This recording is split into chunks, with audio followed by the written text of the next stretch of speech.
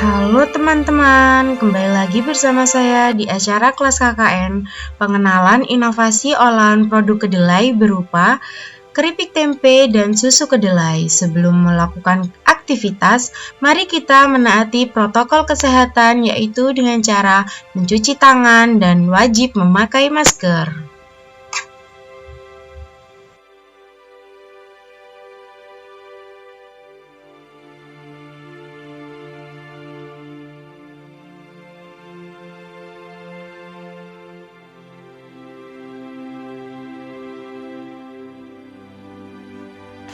Assalamualaikum warahmatullahi wabarakatuh. Waalaikumsalam. Saya Anggita Desyanda dari Universitas Jember, mahasiswa peserta KKN Back to Village 3 pada tahun 2021. Tujuan saya di sini yaitu sosialisasi terkait inovasi produk olahan kedelai yaitu keripik tempe dan susu kedelai. Nah, di sini pastinya bapak-bapak dan ibu-ibu di sini sudah tidak asing lagi dengan kata-kata keripik tempe dan susu kedelai. Topik bahasan yang akan kita bahas yang pertama yaitu inovasi olahan kedelai, yang kedua keripik tempe, yang ketiga cara pembuatan keripik tempe, yang keempat susu kedelai, yang kelima cara pembuatan susu kedelai, dan yang terakhir manfaat susu kedelai. Untuk inovasi olahan kedelai sendiri, kedelai terkenal dengan nilai gizinya yang kaya. Kacang kedelai merupakan protein lengkap dan merupakan salah satu makanan yang mengandung 8 asam amino yang penting dan diperlukan oleh tubuh manusia. Kacang kedelai ini juga mengandung kalsium, zat besi, protein, potasium, dan fosforus. Kacang kedelai juga kaya akan vitamin B kompleks. Untuk olahan yang pertama yaitu kita membahas keripik tempe. Keripik tempe di sini merupakan salah satu makanan yang paling dikenal dan disukai oleh kalangan masyarakat. Di mana dinamakan keripik tempe ini karena pada proses pengolahannya tersebut terdapat proses pembuatan tempe terlebih dahulu. Nah, sebelum masuk ke proses pembuatan keripik tempe ini, mari kita mengenal beberapa bahan dan komposisi yang akan digunakan dalam pembuatan proses pengolahan keripik tempe. Yang pertama yaitu kedelai, tepung tapioka atau biasa disebut dengan tepung kanji, lalu penyedap rasa, air, minyak kelapa, dan ragi tempe. Nah, berikut ini cara pembuatan keripik tempe. Yang pertama, kedelai direndam. Untuk merendamnya ini kurang lebih semalaman.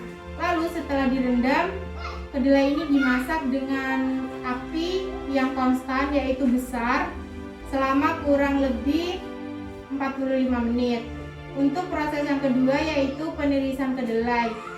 Penirisan kedelai ini dilakukan untuk mengurangi kadar air yang terkandung dalam kedelai setelah proses pemasakan tersebut. Untuk proses yang ketiga yaitu membelah kedelai. Nah, membelah kedelai ini dilakukan menggunakan alat berupa penggiling kedelai. Untuk proses yang keempat yaitu pendinginan. Setelah proses pembelahan kedelai ini, kedelai didinginkan. Lalu setelah proses pendinginan ini, kedelai diberi campuran ragi tempe. Pencampuran ini dilakukan untuk menubuhkan jamur pada tempe.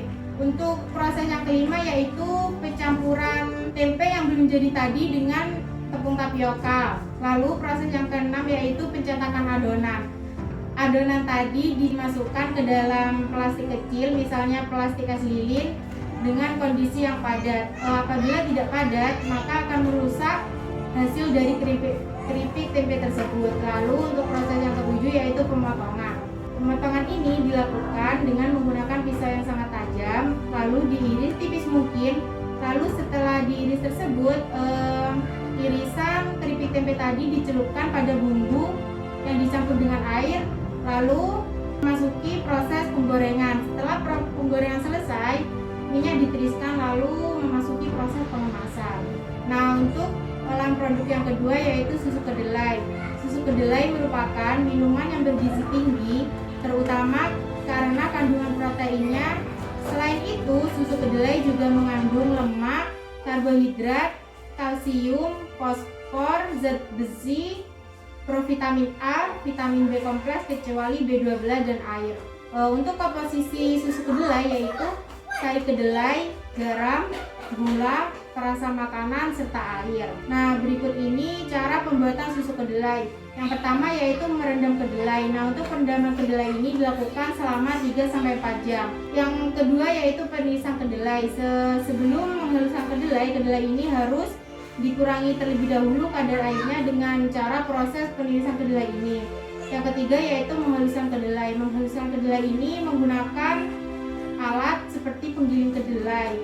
Misalnya kita masih awal pembuatan, proses ini bisa dilakukan dengan menggunakan alat blender seperti itu. Lalu proses yang keempat yaitu penyaringan. Penyaringan di sini dilakukan dengan menggunakan kain putih atau kain katun bisa. Hal ini dilakukan untuk pemisahan antara ampas dan saripati kedelai. Nah, untuk ampasnya sendiri di sini, ampas ini dapat dimanfaatkan sebagai pakan ternak. Sedangkan untuk sari kedelai ini bisa langsung masuk proses selanjutnya yaitu proses pemasakan. Nah, proses pemasakan di sini sari kedelai dimasak dengan api yang konstan. Artinya konstan itu api tidak kecil, api tidak besar. Kenapa? Karena kalau apinya kebesaran nanti dapat mempengaruhi kerusakan produk yang akan kita olah seperti itu. Yang keenam yaitu memberi perasa. Untuk proses yang keenam ini tergantung dari selera masing-masing pribadi. Misalnya ingin rasa melon, rasa coklat, stroberi, ataupun dapat dikonsumsi dengan rasa original yaitu tanpa perasa sedikit pun. Lalu proses yang ketujuh yaitu pengemasan. Misalnya dari ibu-ibu sama bapak-bapak di sini biasanya melihat kan susu kedelai untuk pengemasan seperti pada bungkus es lilin. Nah, untuk yang selanjutnya yaitu manfaat susu kedelai. Kenapa sih kita harus mengkonsumsi susu kedelai? Yang pertama yaitu melindungi dari radikal bebas. Antioksidan yang terdapat di susu kedelai dapat merusak rantai radikal bebas. Radikal bebas bisa merusak sel tubuh dan menyebabkan penyakit kronis seperti jantung ataupun obesitas. Untuk manfaat yang kedua yaitu menjaga kesehatan jantung. Susu kedelai ini mengandung protein yang dibutuhkan tubuh sebagai energi untuk pertumbuhan. Asam amino dan isoflavon yang terkandung dalam susu kedelai berfungsi untuk menurunkan kadar kolesterol dalam darah. Untuk manfaat yang ketiga yaitu memelihara kesehatan tulang. Untuk kesehatan tulang sendiri membutuhkan vitamin D yang terkandung dalam susu kedelai ini. Mengkonsumsi susu kedelai bisa membantu menjaga kesehatan tulang. Nah, manfaat susu kedelai lainnya adalah mengurangi kemungkinan terjadi osteoporosis pada wanita pasca menopause. Osteoporosis ini merupakan resiko yang dialami wanita berusia di atas 50 tahun.